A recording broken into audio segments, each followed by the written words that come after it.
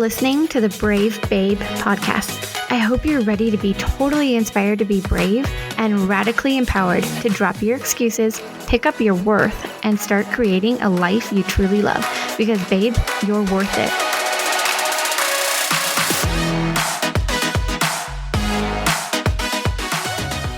Hey babes, Jalena here, and this is episode 5 of the Brave Babe podcast. And let me just forewarn you, it's probably not going to be a very pretty episode because I am going to be talking about friendships, and let's face it, just like romantic relationships or marriages, friendships aren't always sunshine and rainbows. And I don't think I'm totally alone in this, so hopefully this is something worth talking about. Actually, I was at Pinspiration in Phoenix with some other ladies from the Brave Babe tribe and my daughters yesterday doing some Pinterest-inspired craft projects, and the project I chose to make was a vision board. It had a wood border that I got to paint and a chalkboard on the top section with chicken wire on the bottom section to clothespin photos to. I knew that I wanted to hang this vision board in my office area where I could see it every day, so I searched Google looking for an inspiring quote to write on the chalkboard portion. There's so much good stuff out there, but the quote that really caught my attention was by Margaret Wheatley, and it says, "Be brave enough to start a conversation that matters." Well, if that doesn't sum up my mission in life perfectly, then I don't know what does. Conversations that matter aren't always easy to have, but that's what makes them so important to start. I spent an hour and 29 minutes on the phone with my best friend Erin this morning, venting to her about my struggles of connecting with other women. And as always, she shared so many gold nuggets with me that I am planning to drive my butt from Arizona to California just to hug her and thank her for the best pep talk ever. Then to record a podcast episode with her so y'all can hear the amazing advice she so eloquently dishes out. I mean, we could probably totally record an episode over the phone, but I'm going through Erin withdrawals, and there's nothing like spending time with your BFF in person. Erin and I have been friends since the first grade, and if you know me or her, you already know this, but it's friendships like the one that I have with her that I crave more of. We have a long-distance friendship, and it works wonderfully for us because we're both aware of and respectful of the fact that we both have families now and life gets busy. So when it's been several weeks between phone calls or texts, neither of us takes offense or feels neglected by the other, and when we do talk, we're able to just pick up right where we left off or wherever we need to start and dive straight into the important stuff and be real and raw and vulnerable with each other because that's the amazing friendship we've created. As much as I love and adore my BFF and Callie, I do crave to create friendships with the women that I see in person on a more regular basis, which is proving to be freaking hard. I whined to my husband this weekend that we need to move to California, which will never happen, or I need to do some hardcore convincing to get Erin to move here because there's no Erins, metaphorically speaking, in Arizona. She assured me that there indeed are, I just haven't found them yet. Good friends who add equal value to friendships are hard to come by, really freaking hard. I talked in, episode 3, I think, about how women were created to be in community with each other and the importance of having good friendships with other women. I also went a little bit into detail about how we can choose to start looking for things in common with other women rather than allowing comparison and competition to keep us from building friendships, and how to create space for all women to feel accepted. But how do we actually build meaningful, deep friendships like the one I have with Erin, that aren't bitchy, catty, competitive, fake, flaky, or the slew of other crappy, superficial friendships I'm sure you're all too familiar with? I know I'm all too familiar with those friendships, and it can be really tough and exhausting trying to set boundaries and scaling back on the friends who drain you rather than reciprocate value. But the toxic people have got to go so we can create room for the women who exemplify mutual respect in friendships. Those women who are emotionally mature and understand that friendships are 50-50. One of the many gold nuggets Erin shared with me during our phone chat this morning when I was needing advice on how to find my tribe was that we should really date our friends.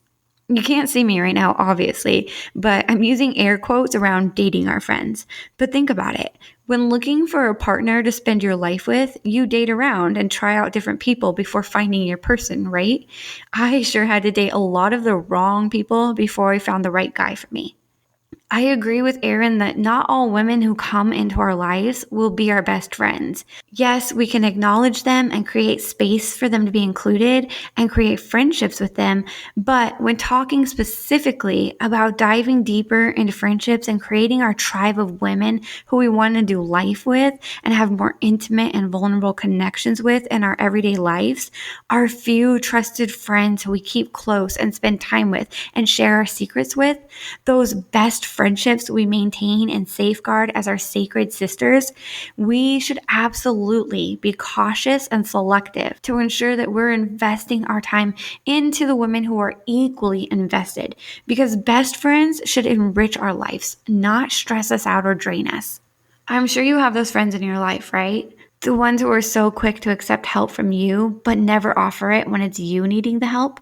Or the ones who are always bitching and complaining and you sigh anytime you see her name pop up on the caller ID because here we go again with another negativity saga. Or the one who nags at you and tries to one-up you or downplay your accomplishments because your light's shining too brightly and casting a shadow on her. Or how about the one who veers away from you because she's insecure in her romantic relationship and views you as a threat, even though you're totally happy in your own relationship and have absolutely no attraction to her man whatso freaking ever. Or my least favorite, the flaky friend who says, yeah, let's do it, then doesn't show up. Whatever her deal may be, we are all likely to have a crappy friend or two. And although it pains me because I'm a people pleaser and I'm always trying to help others and be their shoulder, I'm also at a point in my life where I don't have time or energy for crappy friends. And I know that the right thing to do is to set some major boundaries or break up with them completely. I know the kind of friend I am and the kind of friends that I want in return, and I'm on the hunt for that. You wouldn't settle for a romantic relationship that doesn't treat you right, so why settle for friends who don't treat you right? Maybe we as women need to date our friends to figure out who has potential to become our bestie so we know where to invest our time. Another great point that Erin made, which I won't dive too deep into because I am seriously going to road trip to Cali to have her on the podcast because you're seriously going to love and admire all of her wisdom, is that we should closely examine friends as we would an image on an iPad. When you have an image on your screen, you can use your fingers to zoom in and get a better look, and that can be revealing. When you look closely, you can either see potential and decide to expand and keep that friendship, or you can see some warning signs and decide to shrink that one and archive it for later or send it to the trash bin altogether. It makes total sense, right? Again, going back to episode 3, I'm not talking at all about comparing yourself to other women and deciding there's too many differences for y'all to become friends in general. I'm talking about examining your close friendships to find the ones who meet the standards you set for your tribe. We can be friends with everyone, but we can't be best friends with everyone. So we get to be picky about who our best friends are. And I believe that to pick the best ones for us, it's okay to have standards and expect your closest gal pals to adhere to a code of conduct between friends. So there's always a mutual respect within your friendships. I'm currently rereading Lori Harder's book, A Tribe Called Bliss, in which she shares how to break through superficial friendships, create real connections, and reach your highest potential. In the book, Lori describes the nuts and bolts of tribe as consisting of 3 or more people who come together, either in person, via computer, or over the phone, to discuss, brainstorm, create, solve, and elevate each other's lives, all bound by a verbal confidentiality agreement. She also says, and let me read this to you, when members of the tribe commit to being open, honest, and accountable with each other, the acceleration of individual growth for each member is powerful. She even outlines roles for each tribe member and meeting agendas to keep things flowing and afford all members an opportunity to talk and share and give and receive value to make the most of your time together. But what I love most in A Tribe Called Bliss is the new girl code Lori introduces us to. And as she puts it, reading from page 87, no, I'm not going to tell you some editorial magazine crap about how rule number 1 is to not sleep with your best friend's ex, even though this is useful if you've had it happen to you or vice versa. Instead, think Don Miguel Ruiz's 4 agreements, rules that can help you lead an exceptional life and apply to anything, but specifically to women and those building a tribe. These are your 7 guiding principles you can always come back to when things seem like they're just spinning out of control or challenges arise in your life or in your tribes. So what are the 7 sacred agreements that Lori describes as the new way of being that will move you through the blocks, stories, and beliefs that used to stop you from supporting yourself, reaching your goals, and being a part of a sisterhood, aka a tribe? I'm going to cover them briefly, and you're just going to have to read her book for the in-depth version.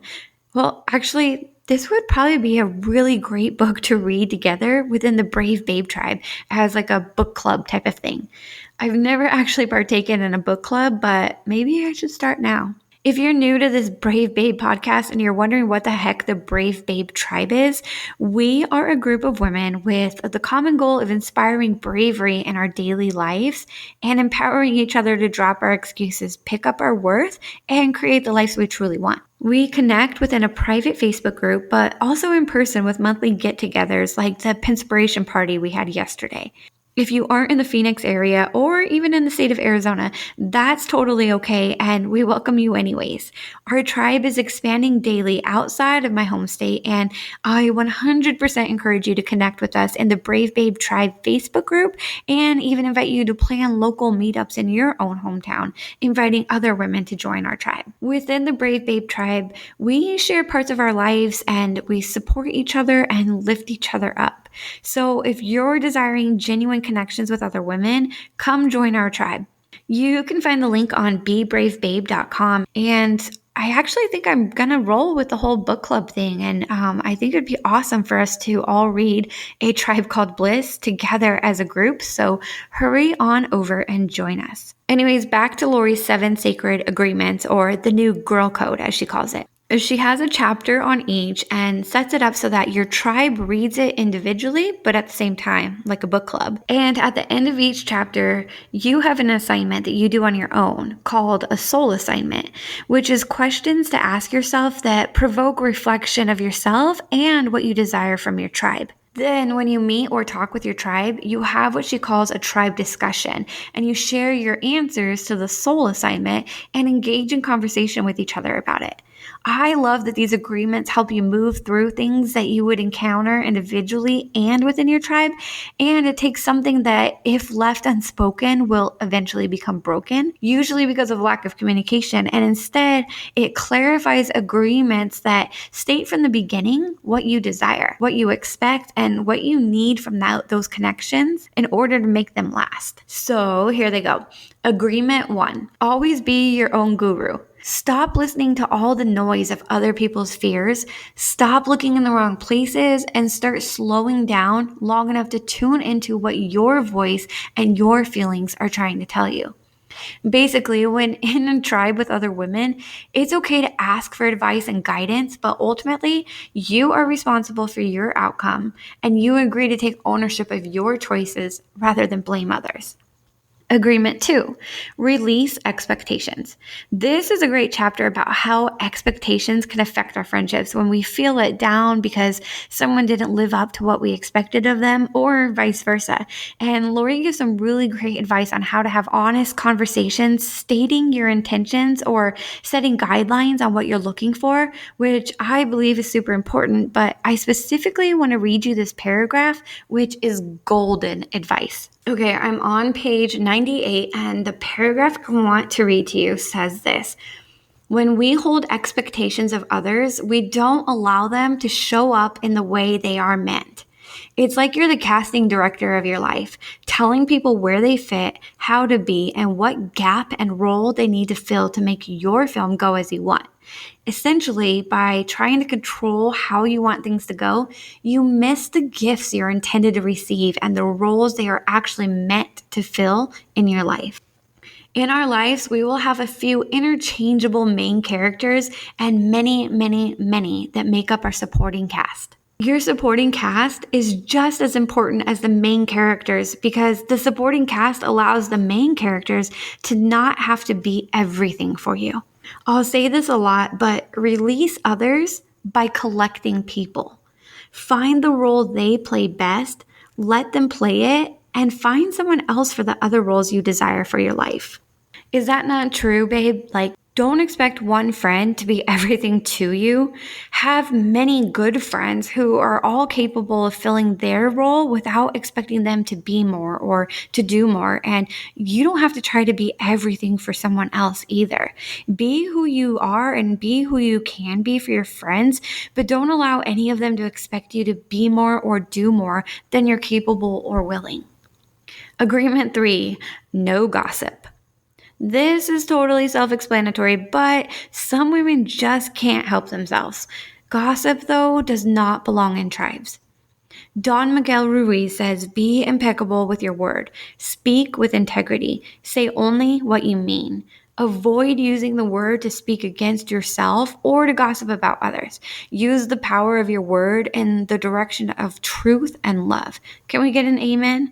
Gossip kills friendships and creates division within tribes faster than a wildfire. Gossip is devastating and it doesn't belong in tribes. Agreement 4, don't take it personal. We, especially as women, have a tendency to care about what others think, but Lori says that inner peace comes from mastering your mindset. I love this quote by Brene Brown too. I carry a small sheet of paper in my wallet that has written on it the names of people whose opinions of me matter. To be on that list, you have to love me for my strengths and struggles. Lori says to write our list, stick to it, and check in with it often. Agreement 5. Set fierce boundaries that make room for your blessings and enforce them. Whether it's saying no to time thieves or things that just aren't for you, boundaries are important to set in life and in friendships. Oftentimes, we don't create boundaries in our friendships or our relationships out of fear. Fear of losing our friends, fear of losing love, no longer feeling important, being misunderstood, or feeling guilty. But those who don't respect your boundaries don't yet respect themselves. And if you desire a resentment-free relationship with them, you have to enforce your boundaries. Agreement 6, be authentic. To be you, as Lori says, feels like truth. To live your truth feels like bliss. Being the authentic you is bliss. The people who love you, ladies, are going to love you for who you are, not for who you pretend to be. So be real with your tribe.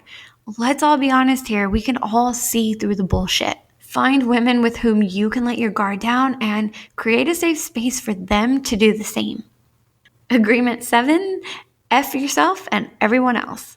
And nope, not the F you are thinking of, but the other F. Yep, forgiveness. Forgive yourself and everyone else every second of the day. I know it's easier said than done, right? But honestly, forgiveness is something that you do for yourself, not for the person that you're forgiving. So it's actually an act of self-love and something we all need to be doing more of. Okay, so to recap, the new girl code includes being your own guru, releasing expectations, not gossiping, not taking things personal, setting boundaries, being authentic, and forgiving.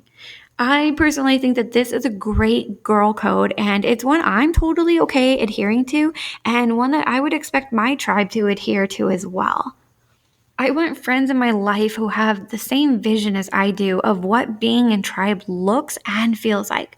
That includes respect, love, care, intentionality, honesty, vulnerability, acceptance, showing up for each other, respecting each other's time and opinions, praying for one another, setting goals together, inspiring each other, lifting each other up, holding each other accountable in a loving manner, admitting when we mess up and apologizing, forgiving, growing together, teaching each other and learning from each other, and empowering each other to reach our highest potential.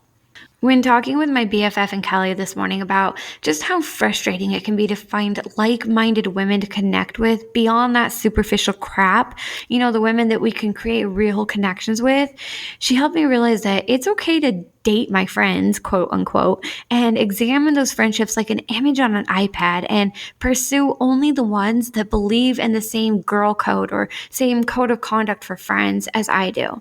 She helped me realize that some of the more recent struggles I've been through with women who I thought were my friends has been very revealing, and likely God showing me who my fake friends are so I can break up with them and refocus my attention on finding women who belong in my personal tribe.